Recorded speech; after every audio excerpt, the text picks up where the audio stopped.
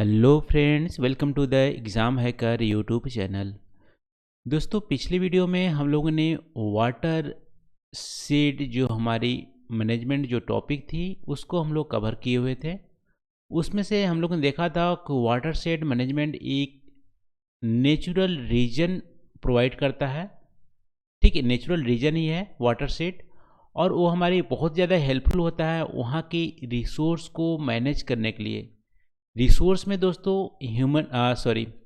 Natural resource आ जाएंगे और human made resource भी आ जाएंगे, और यहाँ पे ह्यूमन रिसोर्स, इन सबको मैनेज करने के लिए हमारी वाटर शेड जो थी बहुत ही अच्छा वे था, टूल था। और ये हमारी रूरल को पॉवर्टी भी उसको दूर करने में हमारी बहुत ज़्यादा हेल्पफुल थी। ठीक है, इन सारे कॉन्सेप्ट को हम लोग पिछले वीडियो में कवर किए हुए थे। दोस्तों, यूपीएससी सिलेबस अकॉर्डिंग जो हमारा नेक्स्ट हमारी जो टॉपिक है वो है planning for the backward areas. तो आज की इस वीडियो में हम लोग इस टॉपिक को कवर करेंगे। तो सबसे पहले दोस्तों, बैकवर्ड एरिया होती क्या है, इसको आप कैसे डिफाइन करोगे। देखो, कहीं भी किसी भी कंट्रीज़ में डेवलपमेंट जो होती है वो एक समान नहीं होती है, क्योंकि उसके लिए बहुत सारे फैक्टर्स रिस्पॉन्सिबल हैं।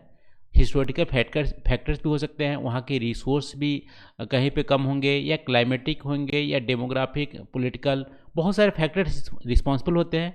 उसके चलते जो डेवलपमेंट होती है, अनइक्वल डेवलपमेंट होती है। कहीं किसी रीजन बहुत अच्छा डेवलप्ड हो जाता है, किसी रीजन में कम डेवलपमेंट होता है, कहीं पे बिल्कुल भी डेवलपमेंट नहीं होता है।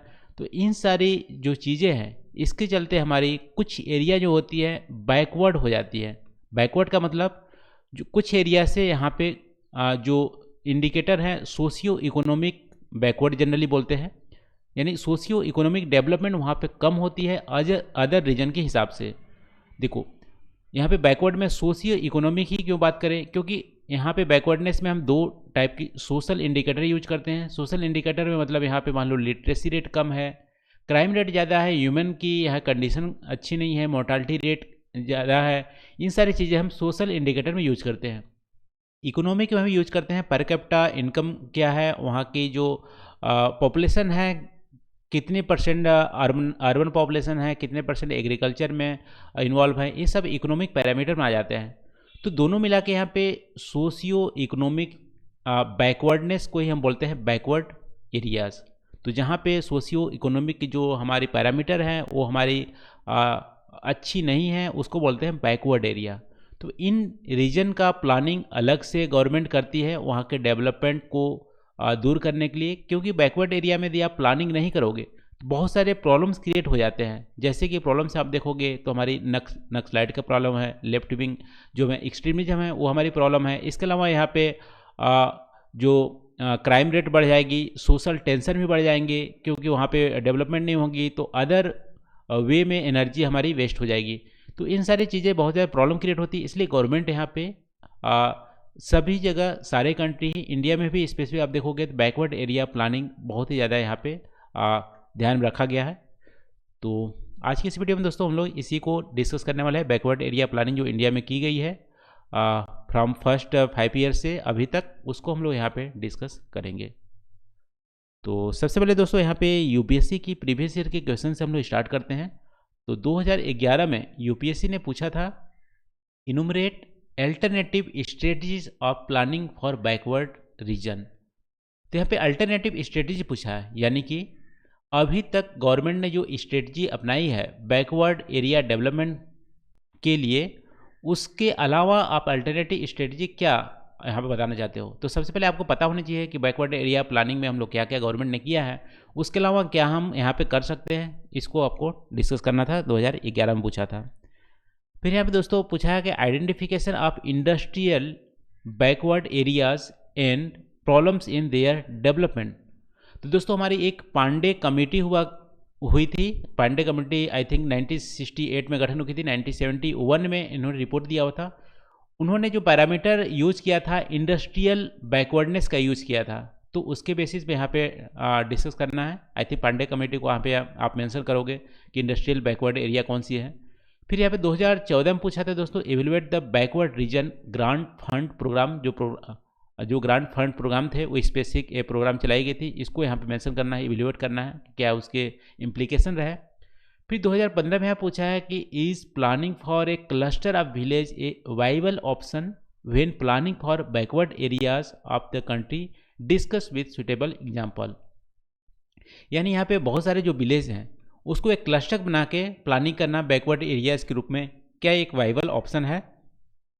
ठीक है, मान लो यहाँ पे 100 विलेज हो गए, 200 विलेज हो गए, इसको एक स्पेसिफिक रीजन यानी कि रीजन वाइज इसको करोगे, 100 विलेज यूपी से ले लो, 100 विलेज और राजस्थान से ले लो, ऐसे समथिंग लेके आप यदि बैकवर्ड एरिया प्लानिंग करते हो, क्या वाइबल ऑप्शन है? एक सुटेबल एग्जाम्पल की सहायता से इसको दर्शाना है।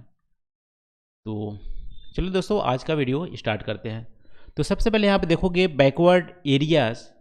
तो बैकवर्ड एरिया डेवलपमेंट हम इसलिए करते हैं क्योंकि हम रीजनल जो डेवलपमेंट डिस्पैरिटी है उसको दूर करने के लिए। ठीक है, एक लाइन में आप बोलोगे बैकवर्ड एरिया डेवलपमेंट का मतलब है कि reduce the regional development disparity.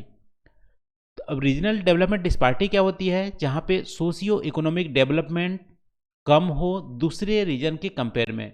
जैसे इंडिया में भी आप देख लो तो हमारी वैसे तो नदर्न इंडिया और सदर्न इंडिया में डिवाइडेड है। सदर्न इंडिया ज़्यादा ही डेवलप देखने को मिलेंगे, नदर्न इंडिया थोड़ा कम देखने को मिलेंगे।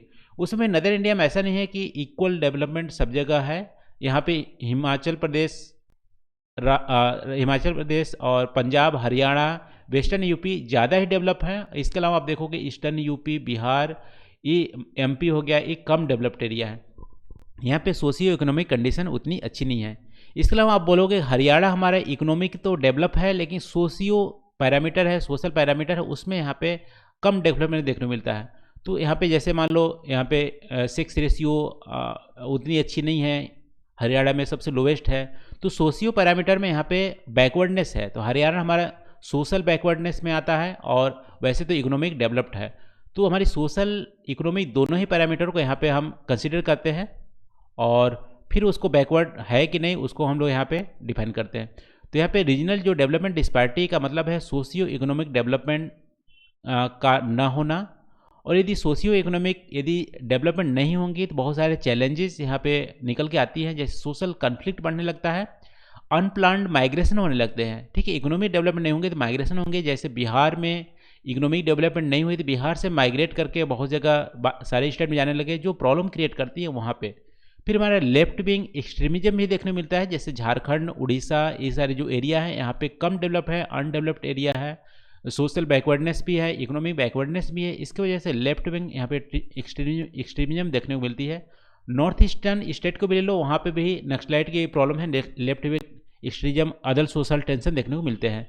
तो जहाँ जहाँ पे सोशल बैकवर्डनेस है वहाँ पे क्लियर कट आप देख सकते हो बहुत ज़्यादा प्रॉब्लम वहाँ पे हो रही है, इसलिए हमें बैकवर्ड एरिया प्लानिंग की ज़रूरत पड़ती है।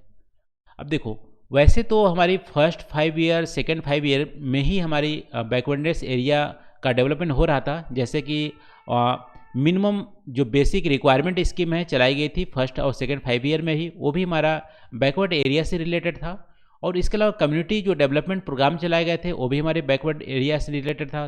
तो वैसे तो फर्स्ट सेकेंड 5 ईयर से ही हमेशा गवर्नमेंट ने यहाँ पे बैकवर्ड एरिया को ध्यान रखा हुआ है, लेकिन एक्सक्लूसिव आप देखोगे तो 1970 के बाद यहाँ पे बैकवर्ड एरिया का ज़्यादा ध्यान देने लगा।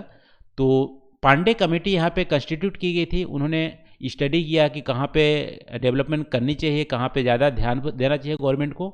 तो बैकवर्ड एरिया को उन्होंने आइडेंटिफाई किया टेक्नो इंडस्ट्री पैरामीटर से। तो ये भी आप ध्यान रखना, Pandey committee techno industries parameter में आती है। जैसे रोड की लेंथ हो गई, वहाँ पे रोड है कि नहीं, रेलवे की लेंथ हो गई, वहाँ पे फैक्ट्रीज कितनी है, किस टाइप की फैक्ट्री है, वहाँ पे पावर जनरेशन, पावर कंजप्शन हो रहा है कि नहीं, ये सारी चीज़ों को उन्होंने टेक्नो इंडस्ट्रीज पैरामीटर को बेस मान के बैकवर्ड एरिया में आइडेंटिफाई किया। तो यहाँ पे ध्यान रखना, सोशियो इकोनॉमिक पैरामीटर नहीं, यहाँ पे टेक्नो इंडस्ट्रीज पैरामीटर है। तो फिर इन्होंने सजेस्ट किया कि जहाँ पे बैकवर्ड एरिया है वहाँ पे इंडस्ट्रीज लगाने की ज़रूरत है, ऑल टाइप ऑफ इंडस्ट्रीज। ठीक है, वो चाहे छोटे हो बड़े हो, वहाँ पे इंडस्ट्रीज लगाइए। और एग्रीकल्चर जो हमारी एग्रीकल्चर पर जो डिपेंडेंट है पॉपुलेशन, उसको हटा के आप इंडस्ट्रीज की ओर उसको शिफ्ट कीजिए। तो ऐसा कुछ यहाँ पे पांडे कमेटी ने इन्होंने सजेस्ट किया था 1971 में। तो इसी सजेशन को ध्यान में रखते हुए आप देखोगे जो हमारी 5th 5 ईयर प्लान थी, ठीक है, जो हमारी 74 से 79 तक चली थी, यहाँ पे बैकवर्ड एरिया के डेवलपमेंट के लिए बहुत सारे यहाँ पे स्टेप उठाए गए थे। तो इस स्टेप में आप देखोगे यहाँ पे तो डिजर्ट एरिया डेवलपमेंट भी प्रोग्राम चलाई गई थी 55 ईयर में। Drought area, integrated rural development चलाई गई थी जो हम लोग डिस्कस कर चुके हैं। एम्प्लॉयमेंट जनरेशन प्रोग्राम स्किल चलाई गई थी। हिल एरिया डेवलपमेंट चलाई गई थी। इन सारे स्कीम को चलाया गया 5th 5 ईयर प्लान में। वैसे तो इन सारे सिलेबस में हमारी मेंशन है drought desert area development, hill area development, इसको हम लोग अलग से हम लोग इसको डिस्कस करेंगे। तो यहाँ पे आप देख सकते हो 5th 5 ईयर प्लान में इस सारी स्कीम चलाई गई थी। पांडे कमेटी ने रिकमेंड की थी बैकवर्ड एरिया प्लानिंग के लिए। तो इसके बाद दोस्तों फिर से 1981 में नेशनल कमेटी इस पर गठित हुई थी on development of backward area. उन्होंने रिकमेंड किया था कि हिल एरिया है जो कि 600 मीटर से ज़्यादा हाइट है जिनकी, ऐसे एरिया, और जो हमारी ट्राइबल सब प्लान में कवर नहीं किए गए हैं उन सब एरिया को बैकवर्ड एरिया में यहाँ पे कंसीडर कर लिया जाएगा। ठीक है, अभी देखो 5th 5 ईयर प्लान में क्या थी कि यहाँ पे हम ट्राइबल एरिया डेवलपमेंट किए थे कि जहाँ पे ट्राइबल लोग रहते हैं वो हमारे बैकवर्ड है। हिल एरिया डेवलपमेंट किए हुए थे। एम्प्लॉयमेंट जनरेशन यहाँ पर प्रोग्राम किए हुए थे। लेकिन उसके बाद आप देखोगे यहाँ पे तो 1981 में नेशनल कमेटी जो थी हमारी बैकवर्ड एरिया डेवलपमेंट, उन्होंने रिकमेंड किया था कि सारे हिल एरिया जो पहले से कवर नहीं हुए थे, जिनकी हाइट 600 मीटर से ज़्यादा थी और ट्राइबल सब प्लान में ट्रीटेड नहीं किए थे, उन सबको यहाँ पे बैकवर्ड हिल एरिया में यानी बैकवर्ड एरिया में इसको ट्रीट किया जाता था। फिर इनको अलग से डेवलपमेंट करने का प्रोविजन किया गया था 1981 में। फिर देखो इसके बाद 1997 में आप बात करोगे तो प्लानिंग कमीशन ने 100 मोस्ट बैकवर्ड पुअरेस्ट डिस्ट्रिक्ट को आइडेंटिफाई किया था। ठीक है, तो 1997 में यहाँ पे आप डेवलपमेंट दे सकते हो कि 100 मोस्ट हमारी बैकवर्ड पुअरेस्ट डिस्ट्रिक्ट है वो हमारी आइडेंटिफाई किया था प्लानिंग कमीशन ने। और उनका जो बेसिस था, तो पहले हमारी जो पांडे कमेटी में क्या बेसिस रखा था, टेक्नो इंडस्ट्रीज बेसिस पैरामीटर रखे थे। लेकिन यहाँ पे प्लानिंग कमीशन ने जो बेसिस रखा वो हमारी सोशियो इकोनॉमिक पैरामीटर को बेस मान के बैकवर्ड एरिया में यहाँ पे डिफाइन किया है। जैसे यहाँ पे देखो पर कैपिटा इनकम हमारी इकोनॉमिक पैरामीटर आ गए। Percentage of people living below in poverty line, ये भी हमारे इकोनॉमिक पैरामीटर आ गए। सेक्स रेशियो सोशियो पैरामीटर में। चाइल्ड मोर्टालिटी रेट, ये भी हमारे सोशियो पैरामीटर में। Percentage of urban population, percentage of people involve in agriculture, literacy rate, per capita electricity consumption, availability of infrastructure.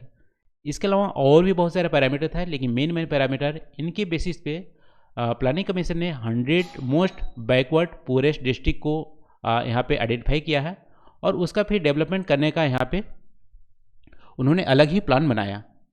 उसके बाद आप देख सकते हो नीति आयोग। तो नीति आयोग ने यहाँ पे 3 ईयर एक्शन प्लान बनाया था। ठीक है, बैकवर्ड एरिया डेवलपमेंट के लिए 3 ईयर बैकवर्ड प्लान 3 ईयर जो प्लान बनाए थे उसमें आप देख सकते हो कि और भी हमारी बैकवर्ड एरिया में यहाँ पे इंक्लूड कर लिया गया है। जैसे कि नॉर्थ हिमालय स्टेट, इसमें हमारा जम्मू एंड कश्मीर आ जाएगा और लद्दाख अभी आ जाएंगे, हिमाचल प्रदेश आ जाएंगे, उत्तराखंड आ जाएंगे। इन एरिया को बैकवर्ड ट्रीट करने लगा। और फिर नॉर्थ ईस्टर्न स्टेट, सारे ही 7 सिस्टर जो स्टेट है वो हमारी नॉर्थ ईस्टर्न स्टेट की हैं, वो हमारी बैकवर्ड एरिया में हमारी कवर हो गए। इनको भी अलग ही डेवलपमेंट करने का प्रोविजन रखा गया। फिर कोस्टल जो रीजन है जैसे उड़ीसा हो गए और इसके अलावा भी देखोगे अदर जो रीजन है कोस्टल रीजन है वहाँ पे भी बैकवर्ड एरिया इसको ट्रीट किया जाता था। आइलैंड्स हमारी अंडमान निकोबार लक्षद्वीप आइलैंड्स है उसको भी बैकवर्ड एरिया ट्रीट किया गया। और डिजर्ट एरिया है, डिजर्ट एरिया में यहाँ पे राजस्थान का भी और जो गुजरात का भी जो रीजन है वो हमारी डिजर्ट एरिया में है। इसके अलावा कोल्ड डिजर्ट है वो भी हमारे जो लद्दाख रीजन में, उसको भी हमारे बैकवर्ड एरिया में ट्रीट किया जाने लगा। फिर ड्रॉट प्रोन एरिया, जहाँ जहाँ पे ड्रॉट प्रोन एरिया है, जैसे यहाँ पे देखोगे जो रेन शेडो जोन है वेस्टर्न घाट का, और इसके अलावा आप देखोगे तो हमारी महाराष्ट्र का रीजन, एमपी का रीजन, ये सब रीजन ड्रॉट प्रोन एरिया में है। इसको भी बैकवर्ड एरिया में ट्रीट किया जाने लगा। तो नीति आयोग ने यहाँ आप देख सकते हो कि थोड़ा और यहाँ पे जो एरियाज थी उसको यहाँ पे और यहाँ पे बढ़ा दिया कि कौन कौन से एरिया हैं।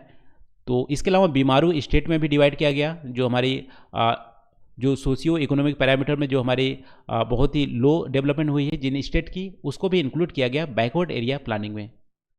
तो यहाँ पर देख सकते हो नीति आयोग ने नॉर्थ हिमालयन स्टेट को, नॉर्थ ईस्टर्न स्टेट को, कोस्टल रीजन को, आइलैंड्स को, डिजर्ट एरिया को, ड्रॉट प्रोन एरिया को, इन सबको इंक्लूड किया बैकवर्ड एरिया में। और इनके लिए फिर अलग से प्लानिंग उन्होंने किया कि कैसे इसको डेवलप किया जाएगा।